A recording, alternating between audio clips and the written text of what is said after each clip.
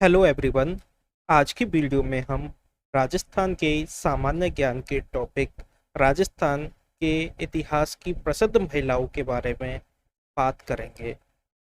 इस टॉपिक से राजस्थान में होने वाली प्रत्येक परीक्षाओं में एक ना एक प्रश्न देखने को मिलता है। तो बिना देर किए शुरू करते हैं आज की वीडियो। सबसे पहले हम बात करेंगे अल्लाह जिला बाई के बारे में। इनका जीवन काल 1902 से 1992 तक का रहा था। बीकानेर की अल्लाह जलाबाई मांड गायिका के लिए प्रसिद्ध हुई, जिन्हें 1982 में पद्मश्री दिया गया। लोक कला यानी गायन में बहुमूल्य योगदान के लिए इन्हें वर्ष 1976-77 में राजस्थान संगीत नाटक अकादमी द्वारा सम्मानित किया गया। उनके गाए हुए गीत केसरिया बालम आबोनी पधारो हमारे देश को राष्ट्रीय स्तर पर ख्याति मिली। उनकी गायकी की स्मृति में बीकानेर में अखिल भारतीय मांड गायन समारोह का आयोजन होने लगा। इनका निधन 1992 में हुआ। अगली बात करते हैं हम रणछोड़ कबरी बागेली के बारे में। रीवा मध्य प्रदेश की राजकुमारी रणछोड़ कबरी का विवाह जोधपुर नरेश तखत सिंह से हुआ था। इन्हें बागेली जी कहते हैं। ये कृष्ण भक्ति के लिए प्रसिद्ध हुई। ये अपने विवाह के समय राधा वल्लभ की मूर्ति लाई थी। इन्होंने अवध विलास, कृष्ण विलास तथा राधा विलास नामक ग्रंथों की रचना की। उनकी रचनाओं पर ब्रज और अवधि का प्रभाव अधिक है। अगली है अंजना देवी चौधरी। अंजना देवी चौधरी राजस्थान सेवा के कार्यकर्ता राम नारायण चौधरी की पत्नी थी, जिन्होंने 20 वर्ष की आयु में पर्दा तथा आभूषणों का त्याग कर दिया और बिजौलिया एवं बूंदी के किसान सत्याग्रह आंदोलन में महिलाओं का नेतृत्व किया। बिजौलिया किसान आंदोलन के दौरान इन्होंने 500 महिलाओं के दल का नेतृत्व करके नाजायज रूप से गिरफ्तार किए गए किसानों को छुड़वाया। चित्तौड़गढ़ के बेंगू में भी इन्होंने किसान महिलाओं में जागृति पैदा करने का महत्वपूर्ण कार्य किया। इन्होंने अपनी सारी संपत्ति राष्ट्र सेवा के लिए गांधी के सामने अर्पित कर राष्ट्र सेवा का संकल्प लिया तथा 1939 में सीकर में सत्याग्रह का नेतृत्व किया। कांग्रेस के नामक सत्याग्रह 1930 ईस्वी के दौरान इन्हें 6 महीने कारावास की सजा सुनाई। अंजना देवी ने 1939 ईस्वी तक महात्मा गांधी के सेवाग्राम आश्रम में रहकर आश्रम कार्यों में सहयोग दिया। अगले हैं कर्मावती। कर्मावती मेवाड़ के महाराणा सांगा की पत्नी थी। कर्मावती के पिता का नाम हाड़ा राव हनर्षद था। महारानी के विशेष आग्रह पर सांगा ने रणथंभौर का इलाका अपने बड़े पुत्र रतन सिंह की जगह पर विक्रमादित्य और उदय सिंह, जो करमवती के पुत्र था, को दिया तथा सूरजमल को उनका संरक्षण नियुक्त किया। गुजरात के शासक बहादुर शाह के मेवाड़ आक्रमण के समय इसका पुत्र विक्रमादित्य मेवाड़ का महाराणा था। बहादुर शाह के आक्रमण से मेवाड़ की रक्षा के लिए कर्मावती ने मुगल बादशाह हुमायूं को राखी भेजी थी, मगर हुमायूं समय पर निर्णय न ले सकने के कारण मेवाड़ की रक्षा के लिए न आ सका। चित्तौड़ की पराजय निकट जान रानी कर्मावती ने 1534 ईस्वी में अनेक स्त्रियों के साथ जौहर कर लिया। अगली है जानकी देवी बजाज। जानकी देवी लक्ष्मणगढ़ निवासी सेठ गिरधारी लाल जाजोदिया की पुत्री एवं सेठ जमनालाल बजाज की पत्नी थी। जानकी देवी का जन्म 7 जनवरी 1893 को जावरा मध्य प्रदेश में हुआ था। श्रीमती बजाज को नमक सत्याग्रह के दौरान 6 माह के लिए कारावास भेज दिया गया। श्रीमती बजाज के जीवन से जुड़े कार्यों में नारी जागरण, खादी पहनना, प्राकृतिक चिकित्सा, गौ सेवा, कुआं का निर्माण आदि प्रमुख है। उन्होंने महिला जागरण के लिए महिलाओं को कुरीतियों के खिलाफ संगठित किया तथा सन 1933 में कलकत्ता में अखिल भारतीय मारवाड़ी महिला सम्मेलन की उन्होंने अध्यक्षता की। महिला जागृति के कार्यों के लिए गांधी जी ने भी इनकी प्रशंसा की। इन्होंने स्वदेशी आंदोलन में भी सक्रिय भाग लिया। भूदान यज्ञ व कूपदान कार्यक्रमों में उनकी सक्रिय भागीदारी के कारण भारत सरकार ने 1956 में जानकी देवी को पद्म विभूषण से अलंकृत किया। जमनालाल बजाज के निधन के बाद उन्हें गौ सेवा संघ की अध्यक्षा बनाया गया। जानकी देवी पद्म विभूषण प्राप्त करने वाली राजस्थान की प्रथम महिला थी। 21 मई 1979 को वर्धा, महाराष्ट्र में ही जानकी देवी का देहांत हो गया। अगली है पन्नाधाय। मेवाड़ के एक सामंत बनवीर ने महाराणा विक्रमादित्य की हत्या कर युवराज उदय सिंह की हत्या का भी प्रयास किया, तो महाराणा उदय सिंह की दाई मां पन्नाधाय ने अपने पुत्र चंदन को उदय सिंह की जगह लिटाकर बनवीर की तलवार का शिकार होने दिया और उदय सिंह को किले से बाहर भेज उसकी प्राण रक्षा की। पन्नाधाय चित्तौड़गढ़ के पास स्थित माताजी की पांडोली गांव के निवास हरचंद हाकला की पुत्री थी तथा सूरजमल चौहान की पत्नी थी। पन्नाधाय उदय सिंह को लेकर कुंभलगढ़ पहुंची। वहां के किलेदार आशा देवपुरा ने उन्हें अपने पास रखा। 1537 में उदय सिंह का कुंभलगढ़ में राज्याभिषेक किया गया। अगली है रानी पद्मनी। पद्मनी चित्तौड़ के राणा रतन सिंह की पत्नी थी, जो अपनी सुंदरता के कारण विख्यात थी, जिसे पाने के लिए अलाउद्दीन खिलजी ने चित्तौड़ पर आक्रमण 1303 ईस्वी में किया। लेकिन जब लंबे घेरे के बाद भी अलाउद्दीन खिलजी चित्तौड़ विजय न कर सका, तो उसने छल से राणा रतन सिंह को बंदी बना लिया। तब पद्मिनी ने साहस एवं कूटनीति का परिचय देकर गोरा बादल की सहायता से राणा रतन सिंह को मुक्त करवाया। 1303 ईस्वी में चित्तौड़ किले का पतन होने के बाद पद्मिनी ने सैकड़ों स्त्रियों के साथ जौहर कर लिया। ये जौहर चित्तौड़ के प्रथम साके के नाम से प्रसिद्ध है। मलिक मोहम्मद जायसी ने अपने ग्रंथ पद्मावत में पद्मिनी की कथा का रोचक वर्णन किया है। अगली है श्रीमती रतन शास्त्री। वनस्थली विद्यापीठ, जो कि टोंक में है, की संचालिका श्रीमती रतन शास्त्री का जन्म मध्य प्रदेश के खाचरोद कस्बे में 15 अक्टूबर सन 1912 को हुआ। इनकी शिक्षा रतलाम में हुई और हीरालाल शास्त्री के साथ विवाह हुआ।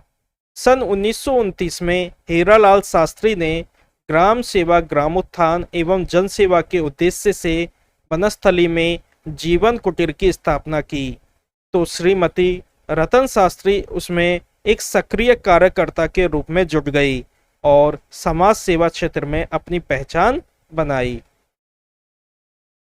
सन 1735 में अपनी पुत्री शांता की आकस्मिक मृत्यु ने इनके जीवन में एक नवीन मोड़ ला दिया।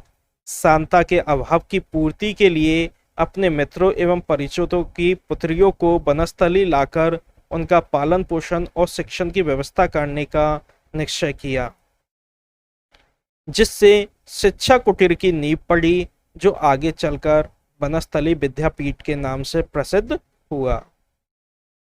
महिला एवं बाल कल्याण के क्षेत्र में प्रशंसनीय योगदान के लिए इन्हें जमनालाल बजाज पुरस्कार से सम्मानित किया गया। रतन शास्त्री ने सन 1939 में जयपुर राज्य प्रजामंडल के सत्याग्रह आंदोलन में सक्रिय रूप से भाग लिया और सन 1942 के भारत छोड़ो आंदोलन में भूमिगत कार्यकर्ताओं और उनके परिवारों की सेवा की। सन 1955 में इन्हें पद्मश्री एवं 1975 में पद्म भूषण से सम्मानित किया गया। पद्म भूषण व पद्मश्री से सम्मानित होने वाली ये राजस्थान की प्रथम व एकमात्र महिला थी। अगली है हाडी रानी सहलकवर। हाडी रानी बूंदी के जागीरदार संग्राम सिंह की पुत्री थी, जिनका विवाह सलुम्बर के राव चूंडावत रतन सिंह से हुआ। विवाह के 2 दिन बाद ही जब चूंडावत रतन सिंह को औरंगजेब के विरुद्ध युद्ध में जाने का आदेश हुआ तो अपनी नवविवाहिता पत्नी को छोड़कर वह युद्ध में जाने से कतराने लगा। हाडी रानी के समझाने पर चूंडावत रतन सिंह युद्ध के लिए तैयार हो गया, मगर जब उसने अपने सेवक को रानी से निशानी लाने भेजा तो हाडी रानी ने अपना सिर काटकर निशानी के रूप में दे दिया। यह उक्ति प्रसिद्ध है, चूड़ावत मांगी सेनानी, सिर काट दियो छतरानी। अगली है बनीठनी। किशनगढ़ रियासत के सुरसुरा गांव की गुजरी बनीठनी किशनगढ़ नरेश सावंत सिंह की प्रीत पात्री थी। राजा सावंत सिंह ने बनीठनी में राधाजी के रूप सौंदर्य की कल्पना करके राधाजी के अद्भुत चित्र बनाए, जो बनीठनी के चित्र कहलाते हैं। इसी से किशनगढ़ चित्र शैली का विकास हुआ। बनीठनी स्वयं भी कृष्ण भक्त थी तथा सदैव कृष्ण भक्ति में लीन रहती थी। भारत सरकार ने बनीठनी पर 1973 को 20 पैसे मूल्य का डाक टिकट जारी किया है। अगली है ब्रजकवरी बाकावती। जयपुर राज्य के लवान ठिकाने में जन्मी ब्रजकवरी का विवाह किशनगढ़ के महाराजा राज सिंह से हुआ था। कृष्ण भक्त ब्रजकवरी ने ब्रजदासी के नाम से भक्ति परम काव्य की रचना की तथा श्रीमद् भागवत का दोहा चौपाई में 5 खंडों में अनुवाद भी किया, जिसे ब्रजदासी भागवत कहा जाता है। अगली है नन्ही भक्तन। मारवाड़ नरेश जसवंत सिंह द्वितीय की प्रीत पात्री नन्ही भक्तन जोधपुर राज्य में अत्यंत प्रभावशाली महिला थी। एक बार महर्षि दयानंद सरस्वती ने राजा जसवंत सिंह को मदिरा के नशे में धुत होकर नन्ही की पालकी को अपने कंधे पर उठाए हुए देख लिया। इससे क्रोध होकर महर्षि दयानंद ने राजा को धिक्कारा। इससे नाराज होकर नन्ही ने महर्षि दयानंद को विष दे दिया। महर्षि को अजमेर ले जाया गया, जहां कुछ दिनों बाद उनका निधन हो गया। अगली है पोपाबाई। पोपाबाई जालौर की चौहान शासिका थी, जिसने जोधपुर के राठौड़ों की प्रबल सेना को मार भगाया, जिसकी खींच मिटाने के लिए राठौड़ी ने पोपाबाई को अव्यवस्था के प्रतीक के रूप में स्थापित कर दिया। वे इस अव्यवस्था को पोपाबाई का राज या पोपाबाई की पोल कहने लगे। एक बार जब पोपाबाई को उसके पठान सेनापति मलिक खुर्रम ने धोखा देकर दुर्ग को घेर लिया और रानी के सामने शर्त रखी कि वह मलिक खुर्रम से विवाह कर ले, तो स्वाभिमानी रानी ने मलिक की बात मानने से इनकार कर दिया और वह तलवार लेकर धोखेबाज सेनापति का सामना करने के लिए उठ खड़ी हुई और अंत में रानी को परास्त होकर गुजरात की तरफ के पहाड़ों में भाग जाना पड़ा। अगली है प्रताप कुबरी। ये जोधपुर नरेश मानसिंह की रानी थी। इन्हें तीसरी भटियाणी कहा जाता था। इन्होंने महंत पूर्णदास से दीक्षा ली। इस राम भक्त रानी ने कुल 15 ग्रंथ लिखे। अगली है प्रताप बाला जायची जी। सौराष्ट्र के जामनगर में जन्मी प्रताप बाला महाराजा रणमल की पुत्री तथा जोधपुर नरेश तख्त सिंह की रानी थी। राम स्नेही संप्रदाय में दीक्षित प्रताप बाला ने जोधपुर में रामोला का राम द्वारा कई मंदिर और तालाब बनवाए। इनके लिखे पदों का संग्रह साधु प्यारे राम ने प्रताप कवरी पद रत्नावली के शीर्षक से किया और जामनगर गुजरात से प्रकाशित करवाया। अगली है रमा देवी। जयपुर में वैद्य गंगा सहाय जी की पुत्री रमा देवी का गांधीवादी विचारधारा रखने वाले नेता लादूराम जोशी से पुनर्विवाह हुआ। विवाह के बाद इन्होंने खादी पहनना प्रारंभ कर दिया तथा नौकरी छोड़ पति के साथ राजस्थान सेवा संघ का कार्य किया। बिजौलिया के किसान आंदोलन में भी सक्रिय भाग लिया। अगली है रानी लक्ष्मी कुमारी चुंडावत। 24 जून 1916 को देवगढ़ राजसमंद में जन्मी लक्ष्मी कुमारी सन 1947 के बाद वे राजनीति और साहित्य दोनों गतिविधियों में सक्रिय रही। वर्ष 1984 में उन्हें पद्मश्री से सम्मानित किया एवं कई पुरस्कार जैसे महाराणा मेवाड़ फाउंडेशन कुंभा पुरस्कार, मारवाड़ी साहित्य सम्मेलन पुरस्कार, राजस्थान रत्न से भी सम्मानित किया गया। इन्होंने कला, संस्कृति व साहित्य के क्षेत्र में बहुमूल्य योगदान दिया। इनके प्रमुख ग्रंथों में वांगावत, पावरूजी बात, केरे चकवाबाद, करनी चरित्र, माझल रात, मूमल व सांस्कृतिक राजस्थान शामिल है। संयुक्त राष्ट्र संघ के निरस्त्रीकरण सम्मेलन 1978 में जो न्यूयॉर्क में हुआ में वे भारतीय प्रतिनिधि बनी। अगली है श्रीमती स्नेहलता वर्मा। माणिक्यलाल वर्मा की पुत्री स्नेहलता का जन्म 1922 में बिजौलिया में हुआ। बिजौलिया किसान आंदोलन और स्वतंत्रता संग्राम के दौरान वे अपने पिता के साथ सक्रिय रही। सन 1938 में स्नेहलता ने आंदोलनकारी महिलाओं का नेतृत्व किया और बंदी बनाई गई। अगली है चारुमती। किशनगढ़ के राजा रूप सिंह की पुत्री। रूप सिंह की मृत्यु के पश्चात 1658 ईस्वी में उसका पुत्र मानसिंह किशनगढ़ की गद्दी पर बैठा। उसने अपनी बहन चारुमती का विवाह औरंगजेब से करना स्वीकार कर लिया, परंतु चारुमती ने इस विवाह का विरोध किया और उदयपुर के महाराणा राज सिंह से विवाह करना श्रेयस्कर समझा। इस पर राज सिंह तत्काल किशनगढ़ पहुंचा और चारुमती से विवाह करके उसे 1660 ईस्वी में उदयपुर ले आया। अगली है जयवंता बाई। जयवंता बाई मेवाड़ के महाराणा उदय सिंह की पत्नी एवं महाराणा प्रताप की मां थी, जो पाली के अखेराज सोनगरा चौहान की पुत्री थी। अगली है संत रानाबाई। इनका जन्म मारवाड़ के हरनावा गांव नागौर में हुआ। पालड़ी गांव में गुरु के साथ सत्संग किया करती थी तथा बाद में मथुरा, वृंदावन आदि की यात्रा की। वृंदावन से राधा सहित भगवान गोपीनाथ को हरनावा में स्थापित कर नित्य पूजा पाठ करने लगी। यह प्रतिवर्ष भाद्रपद शुक्ल 13 को एक विशाल मेला आयोजित किया जाता है। अगली है लक्ष्मी देवी आचार्य। बीकानेर के श्री राम आचार्य की पत्नी। इसका कार्यक्षेत्र कलकत्ता रहा। कलकत्ता में भी स्थापित बीकानेर प्रजामंडल की अध्यक्षा बनाया गया। इनके द्वारा विदेशी वस्त्रों का बहिष्कार आंदोलन एवं सविनय अवज्ञा आंदोलन में भाग लिया तथा 2 बार 6 माह जेल में रही। अगली है रानी अजवादे। भामरक पवार की पुत्री, जिनका विवाह 1557 ईस्वी को सहयाना प्रताप के साथ हुआ था।